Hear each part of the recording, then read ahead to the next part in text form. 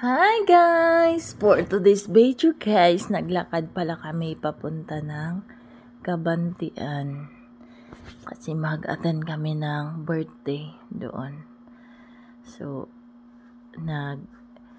video muna tayo guys. Kasi 'di ba?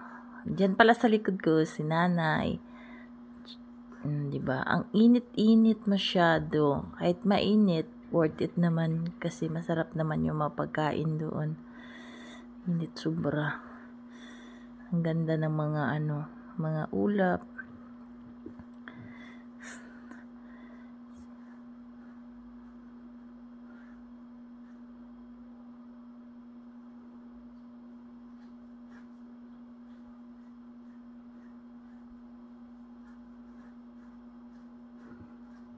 Ang layo talaga guys ng pinuntahan namin. Kaya nasa pa kami, Kalinan pa kami niyan.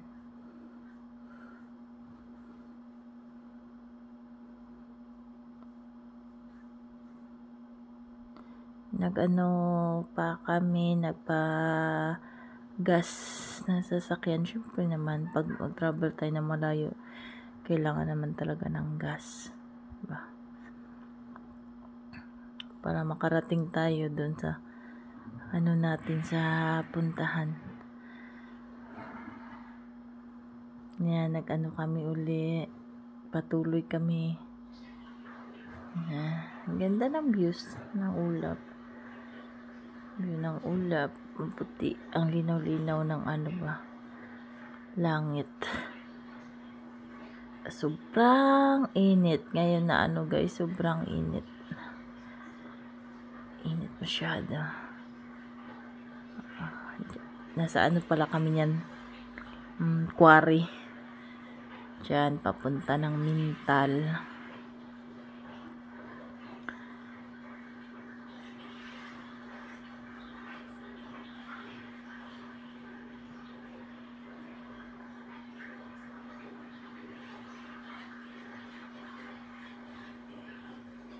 Isipan ko kasing video kasi wala naman akong magawa. Kasi taga-sakay lang ako, di naman ako taga-maniho. Nag-shortcut pala kami dyan. Siyempre, nagmamadali kasi tanghali na, gutom na. Gutom na yung kumari nyo. Ano pang gawin? Shortcut na. Di kami nagdaan ng Mintal, nag-shortcut lang kami dyan. Kasi daan kami ng Maa.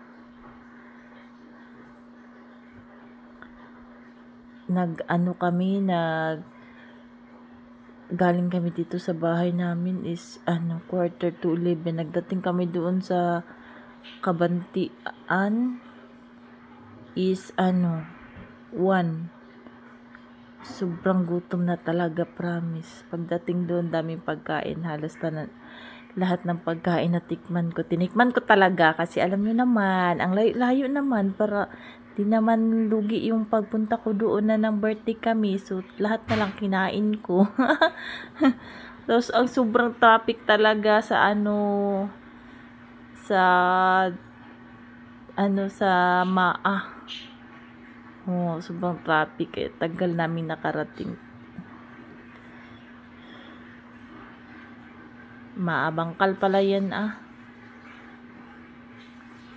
kasi kami, nagbangkal kami, tapos Matina crossing, tapos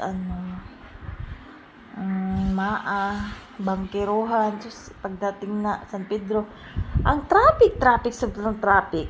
Nag-ikot-ikot pa kami, nagpagalan talaga kami ba, hirap talaga ba.